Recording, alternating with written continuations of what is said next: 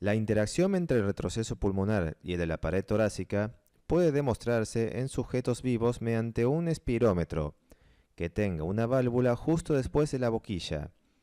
Esta última contiene un dispositivo que mide la presión. Después que el sujeto inhala una cantidad determinada, la válvula se cierra. Ello bloquea la vía respiratoria. Luego, los músculos respiratorios se relajan mientras se registra la presión en la vía respiratoria. El procedimiento se repite después de inhalar o expirar de manera activa varios volúmenes. La curva de presión en la vía respiratoria obtenida de este modo, graficada en contraposición con el volumen, es la curva de presión de relajación del sistema respiratorio total. La presión es cero con un volumen pulmonar que corresponde a la cantidad de gas en los pulmones al final de la expiración tranquila, conocida como capacidad funcional residual. Esta es positiva con cantidades mayores y negativa con volúmenes menores. El cambio en el volumen pulmonar por cambio unitario en la presión de la vía respiratoria es la distensibilidad de los pulmones y la pared torácica.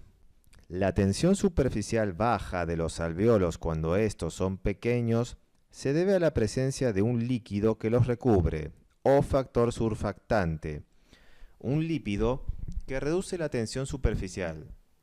Dicho factor es una mezcla de dipalmitoilfosfatidilcolina o DPPC y otros lípidos y proteínas. El factor surfactante también ayuda a prevenir el edema pulmonar.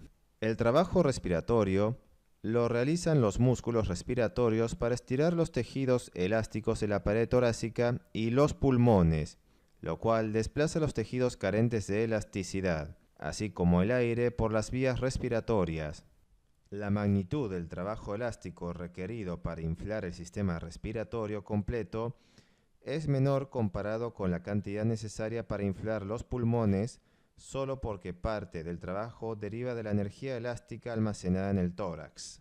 En la posición vertical, la ventilación por unidad de volumen es mayor en la base del pulmón que en el vértice.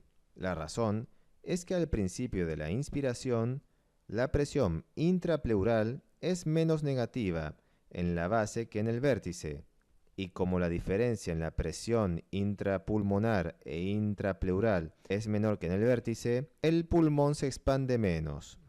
Por el contrario, en el vértice, esta última se halla más expandida, o sea, el porcentaje de volumen pulmonar máximo es mayor.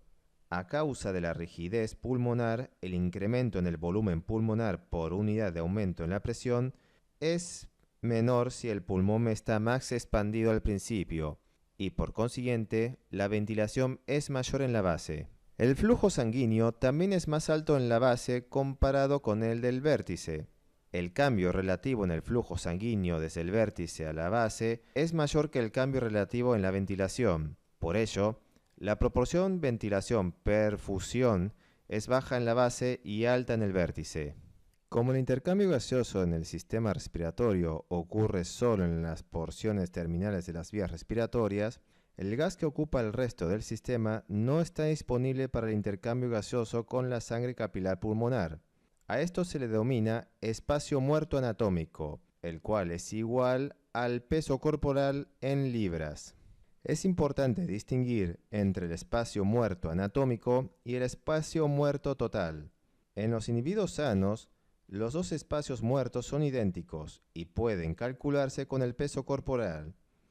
Sin embargo, en algunas enfermedades no hay intercambio entre el gas de algunos alvéolos y la sangre, además que una cantidad de alvéolos está demasiado ventilada.